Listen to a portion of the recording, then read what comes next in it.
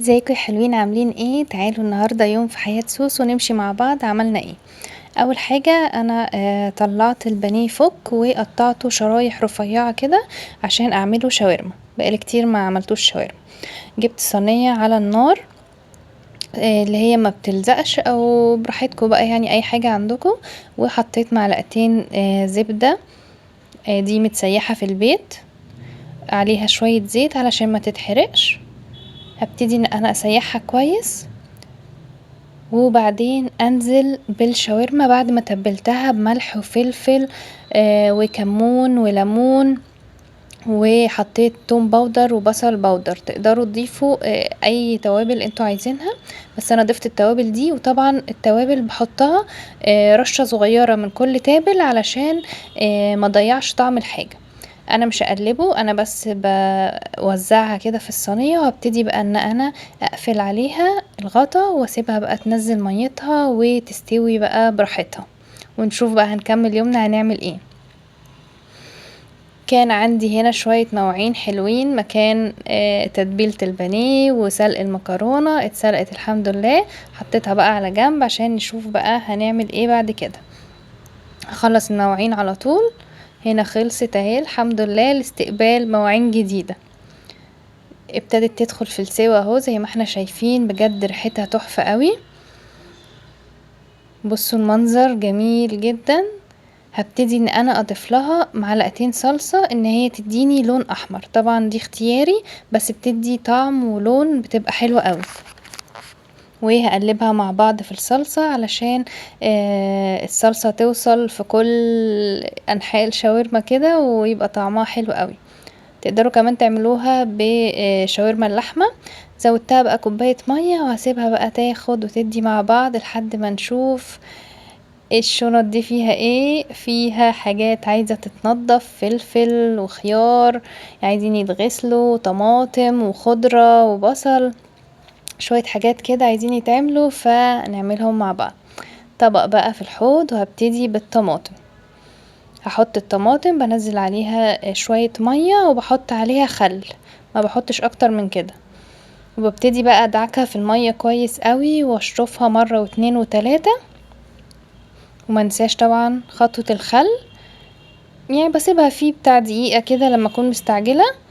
وببتدي ان انا بقى انشفها واحطها في طبق في التلاجة تحتيه حتة. الطبق القاعدة بتاعته يكون قماشة كده اللي هي عاملة زي الشاشة بتاعت زمان، خفيفة. بس اكون غسلت الخضروات كويس جدا. خلصت الطماطم ونشفتها، هبتدي برضو الفلفل اغسله واحط الخل وانشفه، عشان يعني انتوا المفروض تسيبوه يتصفى شوية، بس انا عشان مستعجلة فنشفت واحدة واحدة وحطيتها في التلاجة على طول. وطبعا الخيار برضو زيهم، الخيار ما بعدوش في الخل كتير عشان ما ياكلش فيه ويستوي يعني.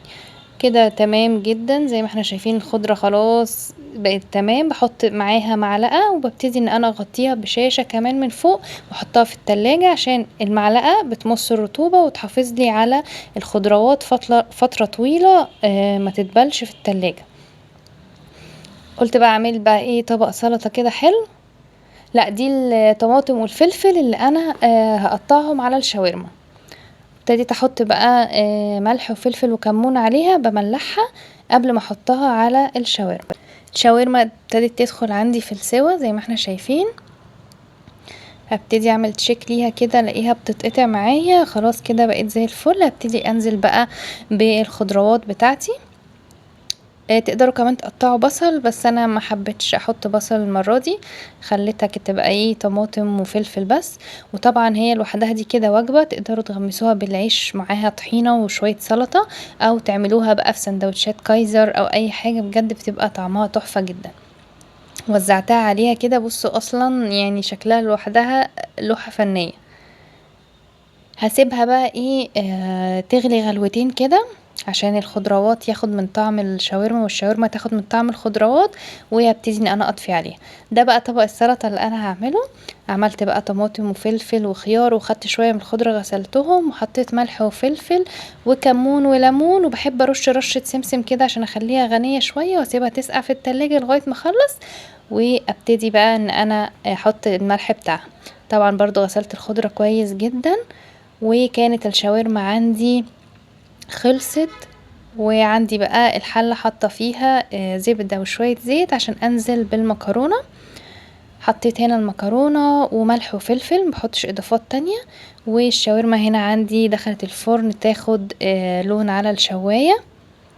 بصوا بجد بعد ما طلعت شكلها تحفة وبيشهي وطعمها جميل جدا، حلو قوي بجد، جربوها.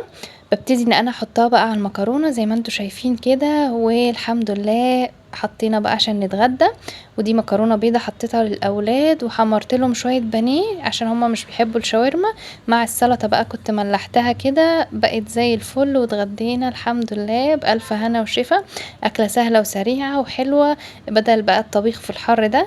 جيت بقى اقعد شويه لقيت الغساله بتقولي يا حلوه انتي نسيتيني، فقمت نشرت الغسيل ودخلت على المطبخ خلصت المواعين، وكده يبقى يومي خلص النهارده.